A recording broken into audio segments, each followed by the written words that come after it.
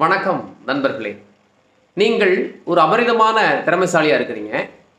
உங்களுடைய திறமைகளுக்கு உள்ளூரில் மதிப்பு இல்லை. நீங்கள் வெளி மாநிலத்திலேயோ அல்லது வெளிநாட்டுக்கோ போனால் உங்களுடைய தகுதிக்கும் திறமைக்கும் மிகப்பெரிய வாய்ப்பு கிடைக்கும், மிகப்பெரிய வெற்றியாளராக வர முடியும் அப்படின்னு நினச்சா நீங்கள் அந்த மொழியை தேர்ந்தெடுத்து அதில் சிறப்பாக பயின்று அந்த மொழியிலே போய் நீங்கள் பேசினா தான் அந்த ஊர் மக்களை உங்களால் வெற்றி கொள்ள முடியும். இது ஒரு சிறந்த தொழில்முறை வீரராக இருந்தாலும் சரி, ஒரு தொழில்முறை கலைஞனாக இருந்தாலும் சரி, இல்லை ஒரு தொழிலை விரிவுபடுத்த நினைக்கக்கூடிய வியாபாரியாக இருந்தாலும் சரி, அல்லது ஒரு சிறப்பான படிப்பை படித்துவிட்டு அந்த ஊரில் போயிட்டு மிகப்பெரிய ஒரு நிறுவனத்தில் ஆளுமை பொறுப்பில் இருக்கணும்னு நினைக்கிறவங்களுக்கும் இது பொருந்தும்.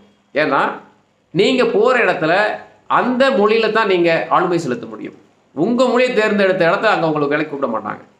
அப்போ அந்த மாதிரி சந்தர்ப்பங்களில் நீங்கள் எத்தனை மொழிகளை தேர்ந்தெடுத்து தெரிந்து வைத்து கொண்டிருக்கிறீர்களோ அதை பொறுத்து உங்களுக்கு அதிகமான பதவி உயர்வும் கிடைக்கும், ஆளுமையும் கிடைக்கும். ஏன்னா நிறைய நம்ம பார்த்துருப்போம், வேறு மொழிகளை சேர்ந்தவர்கள்லாம் நம்ம தமிழ் மொழியை கற்றுக்கொண்டு இங்கே சினிமாவிலையும் அரசியல்லையும் மிகப்பெரிய உயரத்தை அடைஞ்சாங்க.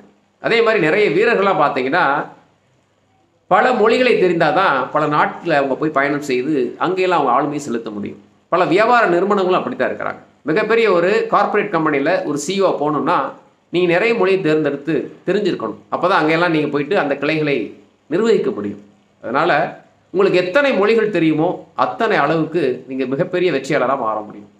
ஏன்னா அண்ணா போயிட்டு பார்த்தீங்கன்னா வெளிநாட்டில் பேசும்போது தான் அவருடைய ஆங்கில புலமை உலகத்துக்கே தெரிஞ்சது.